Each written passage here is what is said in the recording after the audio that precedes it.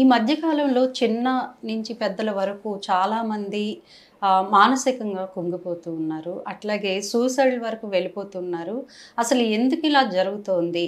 మనకి చూసుకుంటే world mental health day. ఈ డే వల్ల ఎవరి కోసం అవగాహన తేవడానికి ఈ డేని పెట్టారు. ఇవన్నీ మనతో పాటు మాట్లాడడానికి డాక్టర్ శివ అనూప్ గారు ఉన్నారు. వారితో మాట్లాడదాం.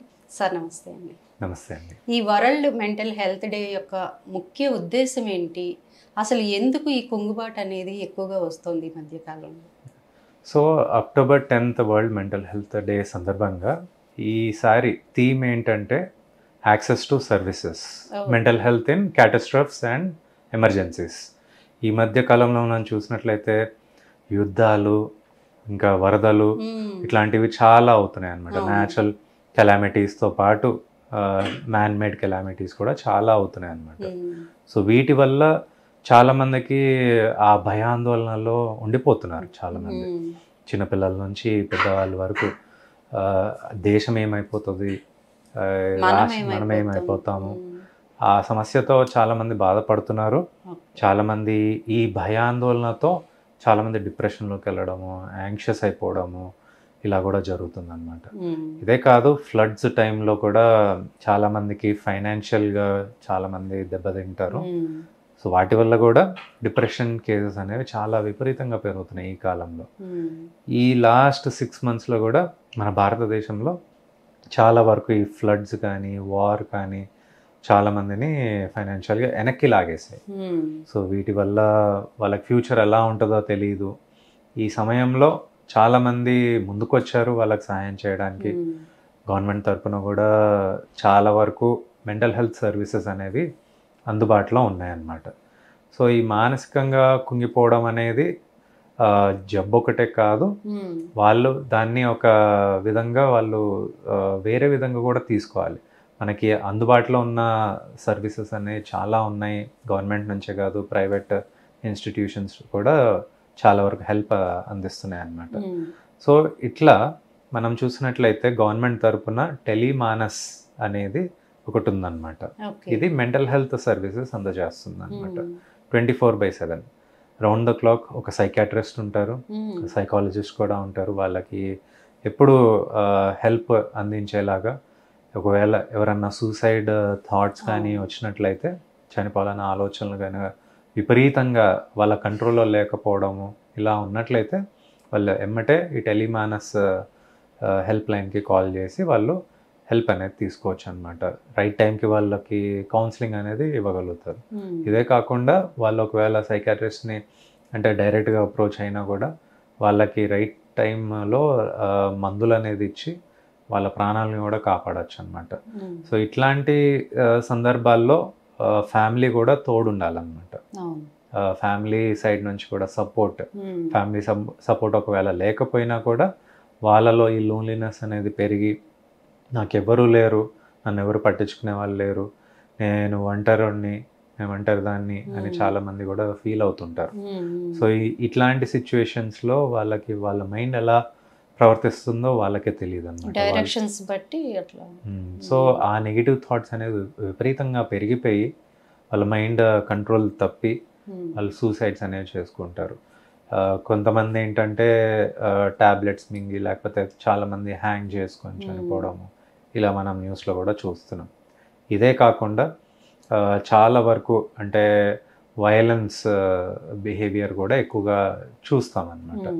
ఎస్పెషలీ ఈ ఆగస్ట్ నుంచి, అంటే ఆగస్ట్ మంత్ తర్వాత చాలా వరకు చాలామందికి మానసిక సమస్యలు అనేది పెరుగుతాయి అన్నమాట. సీజన్ బట్టి చేంజెస్ అవుతుంటాయి అన్నమాట. ఇదే కాకుండా కొంతమంది వాళ్ళ బిహేవియర్స్లో చేంజెస్ వస్తుంటాయి. సో ఎలా అంటే కంప్లీట్గా దిగులుగా ఉండడము, అంటే కంప్లీట్గా డిప్రెస్ అయిపోయి ఉంటారనమాట. ఎవరితోనూ మాట్లాడాలనిపించదు వాళ్ళకి, కుటుంబ సభ్యులతో కానీ, వాళ్ళ ఆఫీస్లో కానీ, లేకపోతే వాళ్ళ అంటే పిల్లల్లో చూసుకున్నట్లయితే స్కూల్లో మాట్లాడరు, కాలేజ్కి వెళ్ళరు, క్లాసెస్ వినాలన్నా కూడా వాళ్ళ కాన్సన్ట్రేషన్ రాదనమాట పిల్లల్లో. ఇదే కాకుండా వాళ్ళు చిన్న చిన్న వాటికి చిరాకు పడ్డము, పేరెంట్స్ మీద కోపడ్డము ఇట్లాంటివి కూడా చేస్తుంటారు. అంటే ప్రతిదానికి వాళ్ళు ఏడవడం మొదలు పెట్టడము, ఇలాంటివి కనుక ఒకవేళ పేరెంట్స్ గుర్తించినట్లయితే వాళ్ళ హెల్ప్ అనేది తీసుకుంటే వాళ్ళ ప్రాణాలు కూడా మనం కాపాడవచ్చు అనమాట. అంటే ఈ మధ్యకాలంలో క్రైమ్ చూసుకుంటే తల్లిని చంపడం, అట్లాగే ఇంట్లో పిల్లల్ని చేయడం, ఇది కూడా మెంటల్ హెల్త్కి సంబంధించింది అంటారా? ఎస్ అండి, డెఫినెట్గా. సో ఈ కండిషన్ ఏంటంటే మనము న్యూస్లో కూడా చూస్తున్నాము, చిన్న వాళ్ళు కూడా అంటే ఎక్కువగా వైలెన్స్కి అలవాటు పడిపోతున్నారు. అంటే మన కంట్రీలోనే కాదు, వేరే కంట్రీస్లో కూడా చాలామంది చిన్నపిల్లలు స్కూల్కి గన్ను తీసుకెళ్ళడము, వాళ్ళని షూట్ చేయడం ఇట్లాంటివి కూడా చూస్తున్నాం. ఇది ఎందుకు అవుతుందంటే ఒకటేంటంటే కంట్రీలో ఉన్న లా అలా ఉంటుంది, దానివల్ల కూడా వాళ్ళు ఈ గన్స్ ఇట్లా పట్టుకెళ్ళడం, ఈ ఫ్రీడమ్ అనేది గన్ వైలెన్స్ ఎక్కువగా ఉంటుంది. ఇంకొకటి ఏంటంటే వాళ్ళలో కండక్ట్ డిజార్డర్ అనే లక్షణాలు ఉంటాయి అన్నమాట.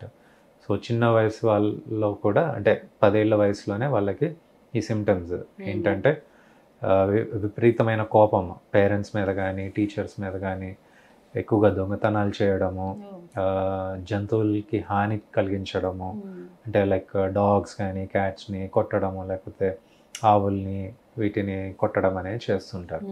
అట్లా కొట్టడం వల్ల వాళ్ళకి ఆ సంతోషం కలుగుతుంది అన్నమాట. సో వాళ్ళకి ఆ బిహేవియర్ అనేది మనము గుర్తించినట్లయితే వాళ్ళకి తగ్గించాలన్నమాట ఆ బిహేవియర్.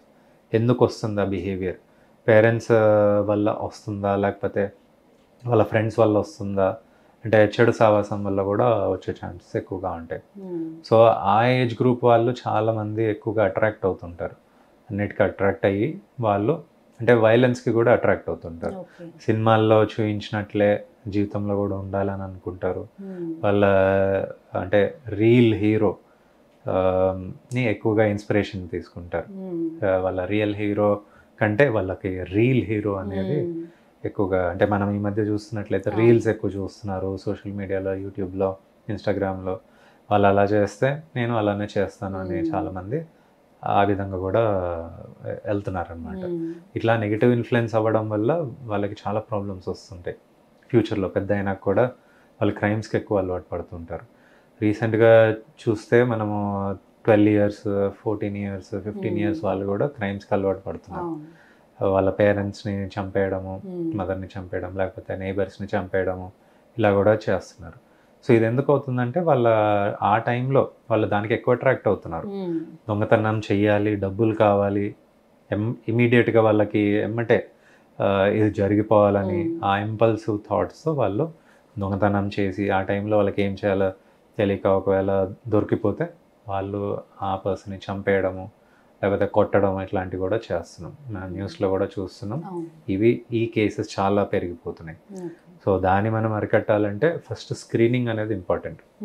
మెయిన్గా ముందే పిల్లల్లోనే ఇలాంటి లక్షణాలు ఒకవేళ ఉంటే స్కూల్లో టీచర్స్ కానీ వాళ్ళ పేరెంట్స్కి చెప్పి, లేకపోతే పేరెంట్స్ గుర్తించినట్లయితే వాళ్ళకి రైట్ టైంలో కౌన్సిలింగ్ అనేది ఇప్పించినట్లయితే చాలా వరకు ఈ బిహేవియర్స్ అనేది మనం తగ్గించవచ్చు అనమాట. సో మీరు చెప్పినట్టు అంటే పిల్లల్ని మనం గమనిస్తూ వాళ్ళ బిహేవియర్ ఎట్లా ఉంటుంది మనం చెక్ చేసుకుంటూ ఉండాలి. దాన్ని బట్టి వాళ్ళ ప్రవర్తన బట్టి మనం వాళ్ళకి ఏదైనా అవసరమైతే మీ దగ్గరికి తీసుకురమ్మంటారు, అంతే కదా సార్? అవునండి, డెఫినెట్గా. అంటే పేరెంట్స్ మెయిన్గా ఈ సిమ్టమ్స్ అనేది రైట్ టైంలో గుర్తించి వాళ్ళకి స్క్రీనింగ్ అనేది అవ్వగలిగితే వాళ్ళలో మనము క్రైమ్స్ ఒకటే కాదు, వాళ్ళలో ఉన్న మానసిక సమస్యలు, ఏదైనా విభేదాలు, లేకపోతే ఇంకేమైనా సమస్యలు ఉన్నా కూడా వాటిని గుర్తించి మనము వాటిని తగ్గించవచ్చు అనమాట. సో దట్ వాళ్ళు పెద్ద అయినాక కూడా వాళ్ళు వాళ్ళ లైఫ్లో కరెక్ట్గా రాణించగలుగుతారు. జాబ్ విషయంలో కానీ, లేకపోతే ఫ్యూచర్ బ్రైట్గా ఉంటుంది వాళ్ళకి. అంటే కాంపిటేటివ్ వరల్డ్ ఇప్పుడు కాంపిటేటివ్ వరల్డ్ కాబట్టి కాంపిటీషన్ కూడా తట్టుకునేంత శక్తి కూడా ఉంటుంది, కోపింగ్ స్కిల్స్ పెరుగుతాయి అన్నమాట.